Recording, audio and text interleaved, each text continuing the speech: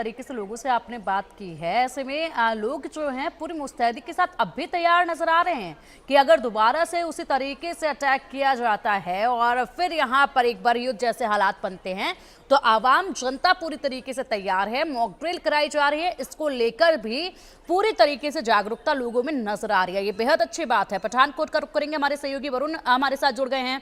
उसके बाद रुख करेंगे जम्मू का, हमारे सहयोगी अजय चांडियाल भी हमारे साथ जुड़ चुके हैं। वरुण, क्या कुछ पठानकोट में तैयारियां मॉक ड्रिल को लेकर देखी जा रही है? बहुत सेंसिटिव रहता है पठानकोट का एरिया भी, और यहाँ पर तैयारियां हमेशा ही दुरुस्त देखी जाती हैं। फिलहाल किस तरीके से तैयारियां हैं, क्या लोगों से बताया गया है?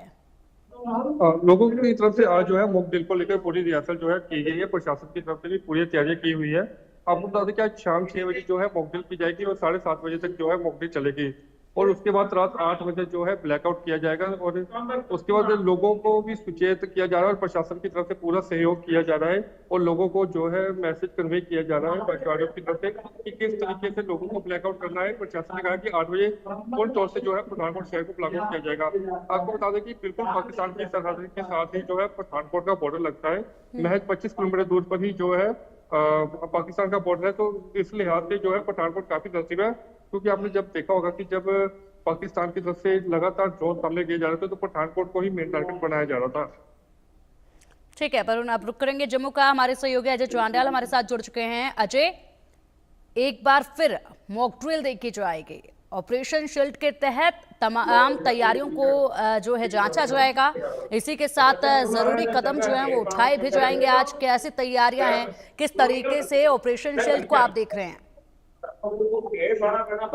देखिए, एक चीज को समझना होगा कि क्योंकि जिस तरह से प्रधानमंत्री का बयान आया और तमाम जो बयानबाजियां हुई हैं अथॉरिटीज की तरफ से कि ऑपरेशन सिंदूर अभी खत्म नहीं हुआ है, ऐसे में लोगों को जागरूक करना, लोगों को बेहतर चीजों की जानकारी देना, इस तरह से अगर कोई ऑपरेशनल चीज हो जाती है, कभी हमला हो जाता है, कभी फायरिंग हो जाती है, तो लोग कैसे इस चीज को सुनिश्चित करेंगे कि वो और उनके घर वाले जो है वो सुरक्षित रहें, क्योंकि सेना की मौजूदगी, सुरक्षा बलों की मौजूदगी हर कहीं हर जगह नहीं हो सकती। ऐसे में इस चीज को सुनिश्चित किया जाएगा कि ऐसे इलाकों में जहां पर खासतौर पे जो बॉर्डर के इलाके हैं या टाउन हैं, मेजर टाउन, वहां पर जो लोग हैं उनको जो है इस चीज को लेकर प्रशिक्षित किया जा सके। और पिछली बार क्योंकि जब मॉक ड्रिल होनी थी उसको रेफर कर दिया गया था, और आज जब जो है वो चुना गया है कि आज के दिन ये मॉक ड्रिल होगी। 4 जो पाकिस्तान से लगते बॉर्डर के इलाकों वाले राज्य हैं, ये यूनियन टेरिटरीज हैं, उनमें ये मॉक ड्रिल होने वाली है। आपको ये भी बता दूं कि ये जो मॉक ड्रिल है अलग अलग समय में अलग अलग जगह जो है वो की जाएगी। जैसे स्कूल है तो स्कूलों के भीतर सुबह से जो है ये एक पीरियड रखा जाएगा जिसमें मॉक ड्रिल को करवाया जाएगा। वहीं अगर बात की जाए तो सरकारी दफ्तरों में भी उसी ऑफिशियल टाइम पर जो है ये मॉक ड्रिल करवाई जाएगी, जबकि जो आम लोग हैं उनके लिए शाम को 4 बजे और कई जगह बॉर्डर के इलाकों में जो है वो शाम को 8 बजे मॉक ड्रिल होगी, जिसमें ब्लैकआउट और तमाम चीजें जो होंगी। तो सबसे बड़ी बात यह है कि इस चीज की जानकारी दी जा रही है कि आखिरकार अगर बमबारी हो जाए और लोग अगर कहीं हों तो घरों में वो कैसे रहें, अगर उन्हें बचना है तो कैसे बचना है। क्योंकि अमूमन देखा गया है जब भी लोग कभी फायरिंग के समय में या ऐसे समय में भागने की कोशिश करते हैं उसमें जो है वो फायरिंग का शिकार हो जाते हैं, उनको नुकसान हो जाता है।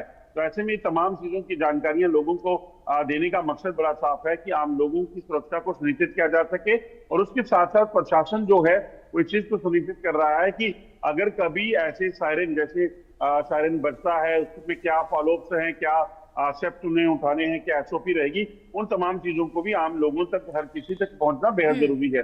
ठीक है आशिक, इसी के साथ आपसे जानना चाहेंगे कि कौन से वो जगह है जिनको सुनिश्चित किया गया है, चिन्हित किया गया है, जहां पर मॉक ड्रिल जो है वो कराई जानी है? कितनी जगहों पर आपके एरिया में मॉक ड्रिल होनी है, ये भी जरा बताइएगा। एक जिले में एक ही जगह पर मॉक ड्रिल होगी या फिर अलग अलग जगहों पर ये मॉक ड्रिल जो है वो कराई जाएगी?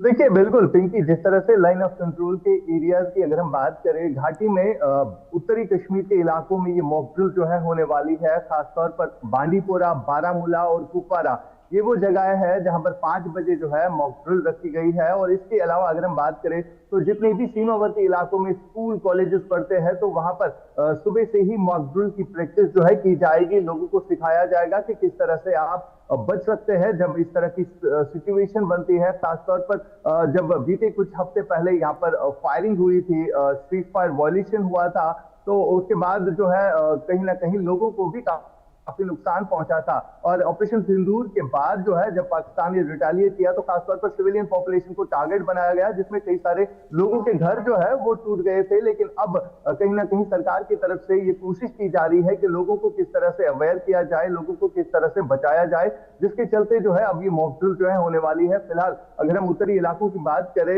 जिसमें बांडीपोरा, बारामूला और कुपवारा शामिल है, यहाँ पर आज जो है 5 बजे के करीब जो है डिस्ट्रिक्ट हेडक्वार्टर्स में ये मॉक ड्रिल रखी जाएगी। और इसके अलावा अगर हम एलओसी के इलाकों की बात करें जो लाइन ऑफ कंट्रोल से सटीक इलाके पड़ते हैं, तो इन इलाकों में भी सुबह से ही स्कूल कॉलेजेस में बच्चों को सिखाया जाएगा कि किस तरह से आप अपने आप को बचा सकते हैं। पिंकी, बिल्कुल, आप नजर बनाए रखिएगा, उसके बाद अपडेट आपसे हम लेते रहेंगे। फिलहाल बहुत शुक्रिया आप सभी का इन तमाम जानकारियों के लिए, इन तमाम बड़े अपडेट्स के लिए। बढ़ेंगे आगे।